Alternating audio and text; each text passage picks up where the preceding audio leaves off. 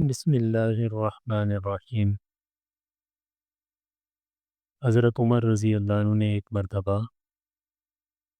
ممبر پر لوگوں سے یہ فرمایا، لوگوں تواضع اختیار کرو، اور پھر فرمایا کہ میں نے آپ صلی اللہ علیہ وسلم کو یہ فرماتے ہوئے سنا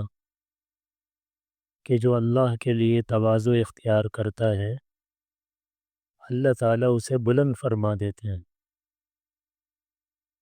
کہ وہ اپنی نگاہ میں تو اپنے کو چھوٹا سمجھتا ہے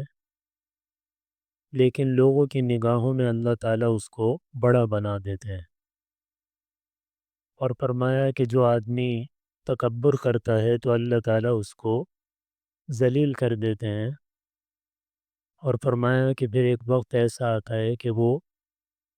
اپنی نظر میں تو اپنے کو بڑا سمجھ رہا ہوتا ہے اور لوگوں کی نگاہوں میں وہ کتے یا خنزیر سے بھی زیادہ ہلکا ہو جاتا ہے۔ تو تواضع ایک اچھی صفت ہے، اپنے آپ کو کچھ نہ سمجھنا۔ تواضع کا معنی ہے اپنے آپ کو کچھ دل سے نہ سمجھنا، اپنے آپ کو کچھ نہ کہنا، یہ تواضع نہیں ہے، اپنے آپ کو کچھ نہ سمجھنا، اور اس کی ضد تکبر ہے جو حرام ہے۔ اس تکبر نے ہی شیطان کو شیطان بنایا۔ شیطان سے پہلے کوئی شیطان نہیں تھا جس نے شیطان کو گمراہ کیا تھا، یہ تو طاغوت الملائکہ تھا، اس کا لقب تھا طاغوت الملائکہ، تمام فرشتوں کی زینت۔ تکبر عزازیل را خوار کرد، بزندال نعلت گرفتار کرد۔ اس کا نام عزازیل تھا،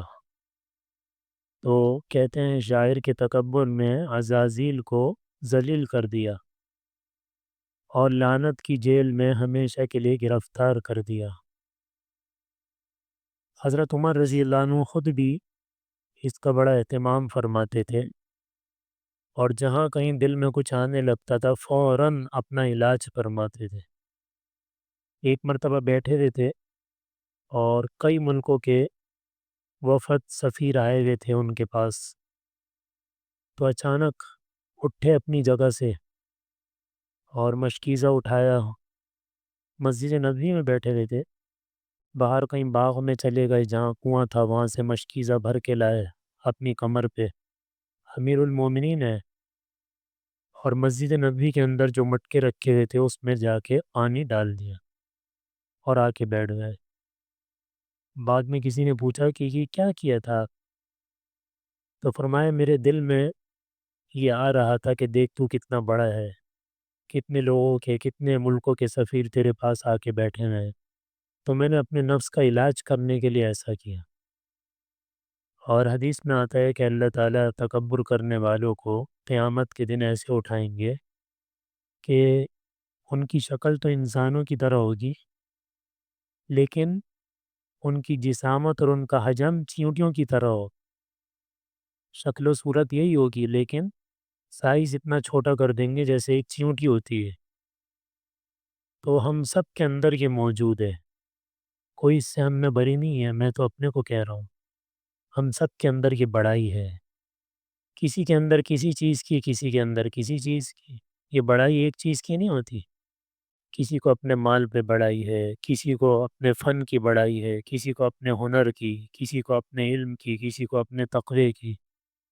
کسی کو کیا کسی کو کیا، کسی کو اپنی ڈگری کی۔ تو یہ ساری بڑائیاں اللہ تعالیٰ کو سخت ناپسند ہیں۔ تو اس کا علاج کیا ہے؟ اس کا علاج دو لفظوں میں ہے۔ ہم میں سے جس آدمی کے اندر جس چیز پر بڑائی ہے نا اندر موجود،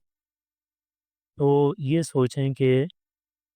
ایک سیکنڈ میں اللہ تعالیٰ کی مجھ سے لے سکتے ہیں، ایک سیکنڈ سے زیادہ نہیں لگے گا، کن فیکون۔ بس جب یہ سوچیں گے نا تو سارا نشہ ختم ہو جائے گا کہ اگر اللہ نے مجھ سے بھی یہ چیز لے لی پھر کس چیز کی بڑائی۔ تو اس لیے اپنے اللہ سے یہ مانگے بھی کہ اللہ یہ تکبر سے ہماری حفاظت فرما دے،